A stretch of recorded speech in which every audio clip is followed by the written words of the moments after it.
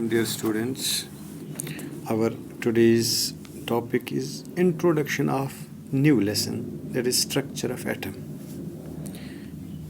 यानी जो last chapter है केमिस्ट्री पोर्शन का, तो इसमें स्ट्रक्चर ऑफ एटम हमारा चैप्टर है।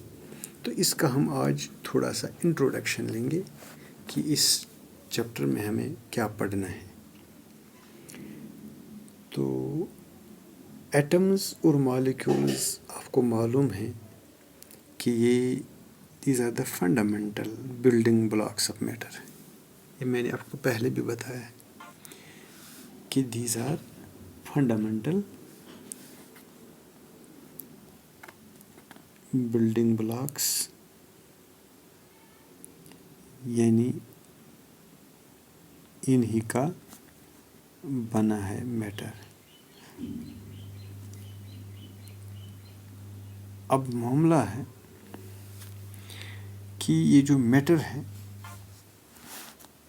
ये डिफरेंट काइंड्स ऑफ मटेरियल्स का बना है। तो ऐसा क्यों है? इसका मतलब क्या एटम्स जो जिनसे ये बने हैं वो भी डिफरेंट है? तो क्या डिफरेंस है इनमें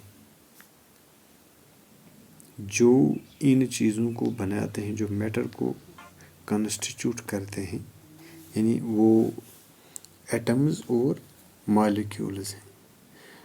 क्या ये एटम्स एक दूसरे से भी डिफरेंट हैं? Are all atoms alike or different? alike or different, यानी अगर हम कहते हैं कि जो भी हमारी इर्द गिर्द चीज़ें हैं वो सब एटम्स के ही बने हैं, तो ये एक दूसरे से मुख्तलिफ क्यों हैं? तो जब ये एक दूसरे से मुख्तलिफ है तो इसका मतलब एटम भी एक दूसरे से मुख्तलिफ है क्या? अच्छा, यानी इसमें हमें स्ट्रक्चर ऑफ एटम जो इसका नाम है, इनमें ज़्यादातर ध्यान इसी एटम पे रहेगा कि ये किस तरह का पार्टिकल होता है। क्वेश्चंस अराइज यहाँ पे कि नेचर ऑफ एटम क्या होता है। नेचर ऑफ एटम, ये नेचर ऑफ एटम क्या होता है। दूसरा क्वेश्चन है, are these atoms different from each other? different or not? Are these atoms different or not? Number 3, are these atoms really invisible as proposed by Dalton? यानी atom invisible है वाकई, जैसा कि डाल्टन ने अपनी थ्योरी में बताया है। और are these smaller constituents, are there smaller constituents present inside the atom or not? यानी अगर ये इनविजिबल है तो जैसा कि डाल्टन ने बताया है, अगर नहीं है तो इसके अंदर कौन सी चीज़ें भरी हैं जिनसे ये बना है। यानी ये पूरा एटम के मुतल्लक है। तो हम इस लेसन में ये कोशिश करेंगे कि इन सारे सवालों का जवाब हमें मिल जाए।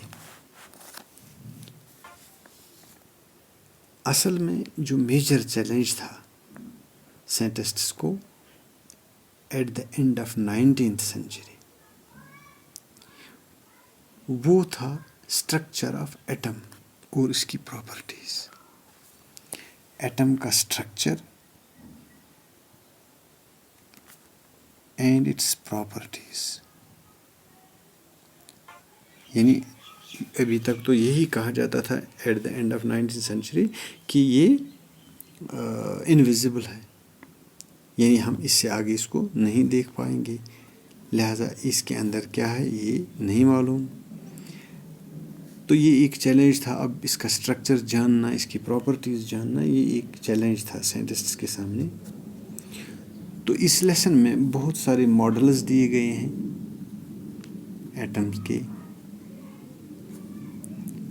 اس میں ایکسپیریمنٹس دیے گئے ہیں جن سے ہمیں یہ پتہ چلے گا کہ ایٹم کا اسٹرکچر، اس کا نیچر، یہ ایک دوسرے سے الگ ہوتے ہیں یا ایک جیسے ہوتے ہیں، وہ ہمیں اس میں انشاءاللہ پتہ چلے گا. تو انشاءاللہ کل سے ہم اس کا ٹاپک وائز آغاز کرتے ہیں. جو کل ہمارا ٹاپک رہے گا وہ انشاءاللہ ہوگا